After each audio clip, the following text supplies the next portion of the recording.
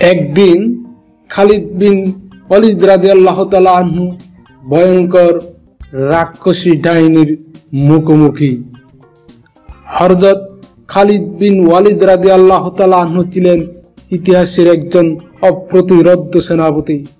তার মহান গৌরবে পারস্য সাম্রাজ্য কেঁপে উঠেছিল।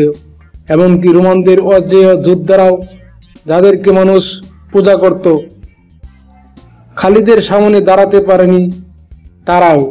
কিন্তু একদিন খালিদের সামনে একজন মহিলা দাঁড়িয়েছিলেন, যুদ্ধক্ষেত্রে নয় বরং একটি মন্দিরের গোপন পবিত্র স্থানে নগ্ন অবস্থায়, যেখানে হাজার হাজার বছর ধরে দেবী উজ্জার পূজা করা হয়েছে।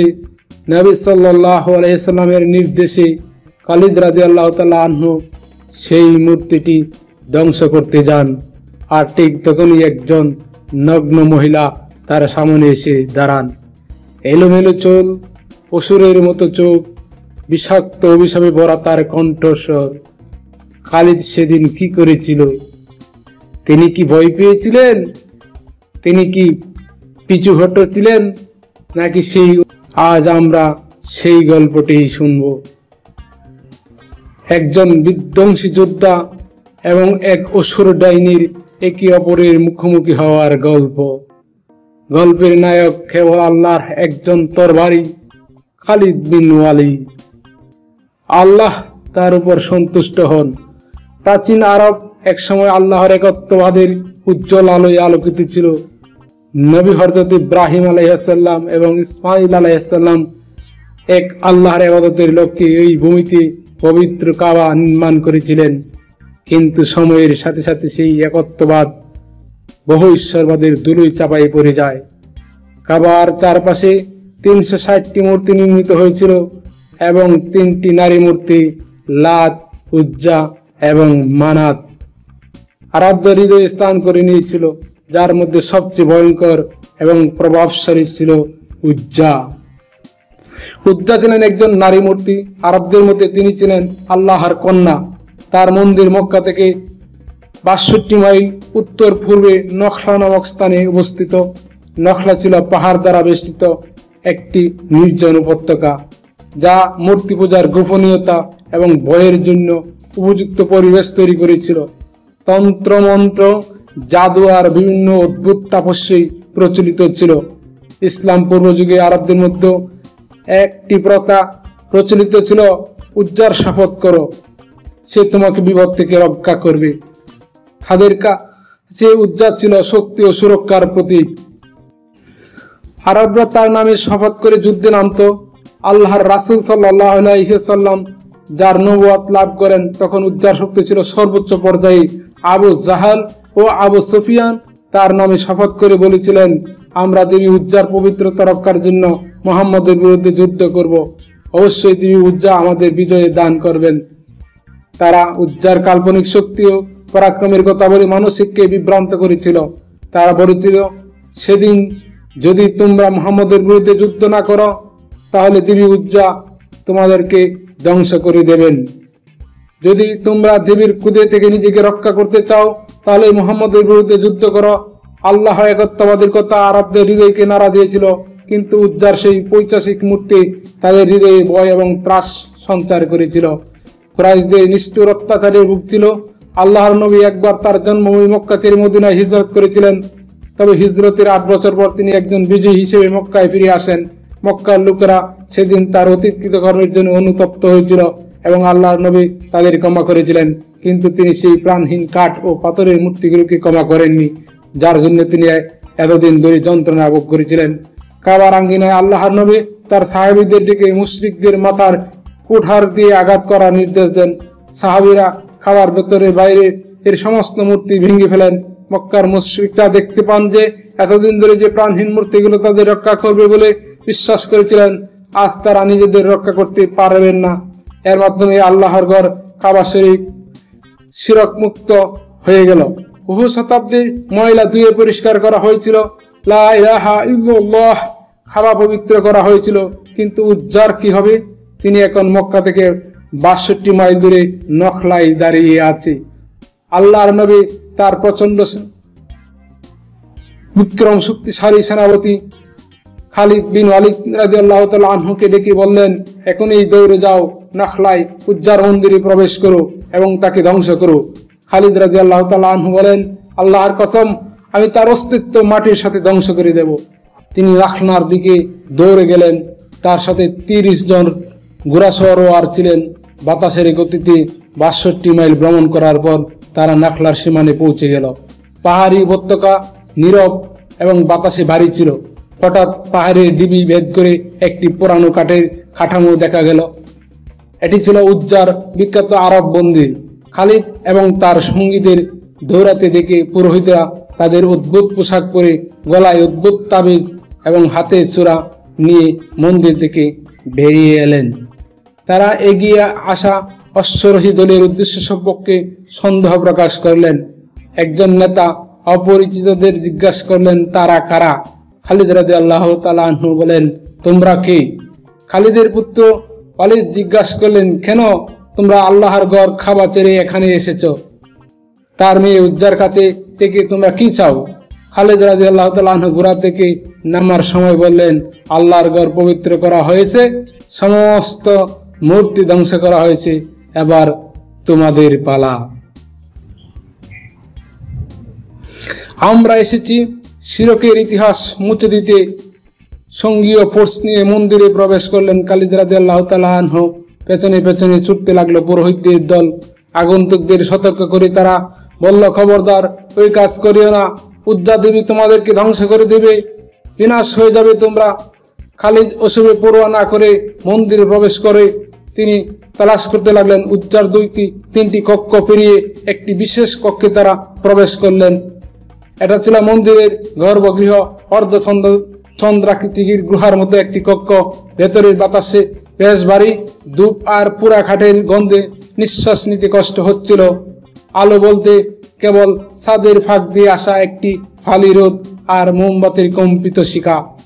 চারদিকের দেওয়ালে কোনো প্রাচীন হরফের জাদুকরী লিপি খোদাই করা। কিছু জায়গায় লাল রঙের আঁকা ছিল রক্তের দাগের মতো রহস্যময় প্রতীক।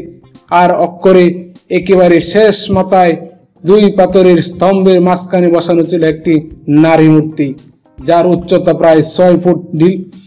ঢিলে ঢালা খাপড়ের অর্ধনগ্ন শরীর, বুকের উপরে ক্ষুধার করা তাবিজের মতো খিচু করা কাজ, দীর্ঘ কালো চুল খাদ চাবে পিঠে পর্যন্ত নেমেছিল।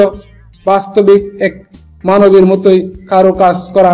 দেবীর মুখে ছিল হাসি আর ভয়ের মাঝামাঝি এক অদ্ভুত মিশ্র অনুভূতি, যেন আপনি চোখ বুঝলেই এসে আপনাকে গিলে ফেলবে। খালিদ নিশ্চিত হলেন এই হচ্ছে উজ্জা। তিনি প্রতিমাটির চোখের দিকে তাকালেন। সেই চোখ যেন কিছু বলতে চাইছিল, খালিদের হুঁশিয়ারি করছিল, কিন্তু খালিদ পরোয়া করলেন না। তিনি কুটার চালিয়ে দিলেন। তার সঙ্গীরাও ঝাঁপিয়ে পড়লেন। পেছন থেকে চিৎকার করে উঠল পুরোহিতের দল, খবরদার, ওই কাজ করিও না, ধ্বংস হয়ে যাবে তোমরা।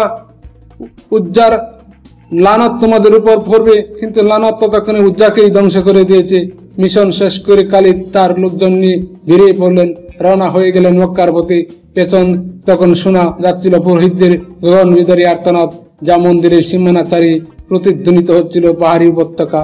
মক্কা ফিরে এসে খালিদ গেলেন আল্লাহর নবীর কাছে রিপোর্ট করতে।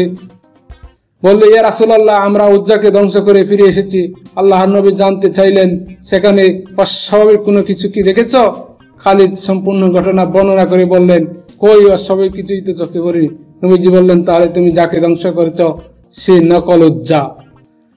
আবার যাও, আসল শয়তানটাকে খুঁজে বের করো। খালিদ রাদিয়াল্লাহু তাআলা আনহু বুঝতে পারলেন তিনি প্রতারিত হয়েছেন। পুরোহিতদের সাবধান বাণী আর বুক ফাটা আর্তনাদের কথা তার মনে পড়ল। তিনি বুঝতে পারলেন পুরোহিতরা শুধু প্রতারণা করেনি, তার সাথে রীতিমতো তামাশা করেছে। দাঁতের দাঁত চেপে ঘোড়ায় পিঠে চড়ে বসলেন খালিদ। আর এক মুহূর্ত দেরি না করে পুনরায় ছুটে গেলেন নাখলার পথে খালিদের অশ্বারোহী দল। যখন দ্বিতীয় দফায় উজ্জার মন্দিরে পা ফেলল, তখন সেখানকার পুরোহিতরা বুঝতে পারল তাদের প্রতারণার ফাঁদ ফাঁস হয়ে গেছে।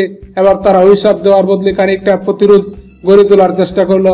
কিন্তু আল্লাহর তলোয়ার সামনের মন্দিরে ওই ভূমি সর্বস্ব পুরোহিতরা আর কি দাঁড়াতে পারে, একটি ধাওয়া খেয়ে তারা সরে দাঁড়ায় আর ভীষণ উদ্যোগের সাথে খালিদের কর্মকাণ্ড পর্যবেক্ষণ করতে থাকে। এবার খালিদ রাদিয়াল্লাহু তাআলা আনহু মন্দিরে আরো গভীরে প্রবেশ করলেন আর খুঁজে পেলেন আরেকটি গোপন কক্ষ, যার পরিবেশ আগেরটার মতোই, এই ধোঁয়ায় অন্ধকার দম বন্ধ হয়ে আসার ধূপের গন্ধ। কক্ষে একেবারে শেষ প্রান্তে দেখা গেল আরেকটি মূর্তি, দেখতে এই আগেরটার মতো কিন্তু আকারে আরো বড়, আরো ভয়ঙ্কর। মাথার উপর পাথরের মুকুট, পায়ের নিচে বালির চিহ্ন ছাড়ানো, পশুর হাড়কোর চেহারার সেই একই মিশ্র অনুভূতি, হাসি আর ভয়। খালিদ তাকেই বুঝলেন এই তো আসল উজ্জা। খালিদ তরবারি তুলে এই এক ধাপ অগ্রসর হতে হঠাৎ কক্ষের অন্ধকার কুণ্ডলী পাখি উঠল। এই দুয়ার ভেতর থেকে বেরিয়ে আসলো একটা নগ্ন নারী দেহ। চুলগুলো ছিল দীর্ঘ আর কুচকুচে, গায়ের ত্বক যেন বিষাক্ত সাপের কুলস, আর চোখ জোড়ানো জ্বলছিল আগুনের মতো ঝলঝল করে। এক সাক্ষাৎ পিশাচী। নারীটি পাগলের মতো বিলাপ করছিল, সাবধান করে বলছিল, ওরে পাপীর দল, ফিরে যা, তোরা যাসনি। আমি কে তোরা জানিস না? আমার রক্তে কি বইছে? তোরা কি মরবি? তোরা ধ্বংস হয়ে যাবে। ভয়ঙ্কর নারী মূর্তিটির হাত পা পেঁচিয়ে উঠে, বাতাস শরীর কেঁপে উঠে, টুট কেঁপে উঠে।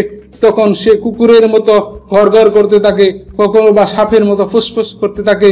খালিদ রাদিয়াল্লাহু তাআলা আনহু কিছুক্ষণ এই দৃশ্য সহ্য করলেন, অতঃপর তরবারি তুলে এক করে তিনি নারীর দেহটিকে দ্বিখণ্ডিত করে ফেললেন। এনে একটা করুণ চিৎকার ছড়িয়ে পড়লো কক্ষ জুড়ে। আর খালিদ এগিয়ে গেলেন মূর্তিটির দিকে, তাকালেন তার চোখে, অতঃপর তরবারি উঁচিয়ে একের পরে আঘাত করতে লাগলেন। প্রাণহীন উজ্জান আর হাত পা মাথা সবকিছু ভেঙে পড়তে লাগলো। একটা সময় সম্পূর্ণ মূর্তিটি ধুলোয় মিশে গেল। অপারেশন শেষ করে খালিদ রাদিয়াল্লাহু তাআলা আনহু যখন মন্দির ছেড়ে বাইরে এলেন, তিনি আবিষ্কার করলেন পুরোহিতরা সব পালিয়ে গেছে, কোথাও কাউকে খুঁজে পাওয়া গেল না। তিনি বুঝলেন উজ্জা নামক এক অভিশাপ থেকে চিরমুক্তি পেল আরববাসী। তিনি বুক ভরে নিঃশ্বাস নিলেন, তৃপ্তির নিঃশ্বাস। মক্কায় ফিরে খালিদ রাদিয়াল্লাহু তাআলা আনহু নবীকে সব ঘটনা বললেন। রাসূল সাল্লাল্লাহু আলাইহি সাল্লাম বললেন, এবার তুমি সত্যিকারের উজ্জাকে ধ্বংস করেছ। তিনি খালিদের জন্য আল্লাহ পাকের দরবারে দোয়া করলেন। যে অদ্ভুত নারীর কথা আমরা বর্ণনা করেছি, আমরা নিশ্চিত করে বলতে পারি না সে কে ছিল। ইবনে ইসহাকে লিখেছেন, উজ্জা ছিল একটি নারী মূর্তি যার রক্ষক ছিল এক জিন বা শয়তানি আত্মা। খালিদ তাকে হত্যা করেন তরবারি দিয়ে। মন্দিরে ভেঙে দিয়েছে সেই ভয় ও যুগ যুগ ধরে মানুষের আল্লাহকে পথ থেকে ফিরিয়ে রেখেছিল ইসলামের গৌরবময় ইতিহাস নিয়ে নির্মিত ভিডিও চিত্র আমরা ধারাবাহিকভাবে তুলে ধরেছি আমাদের চ্যানেলে।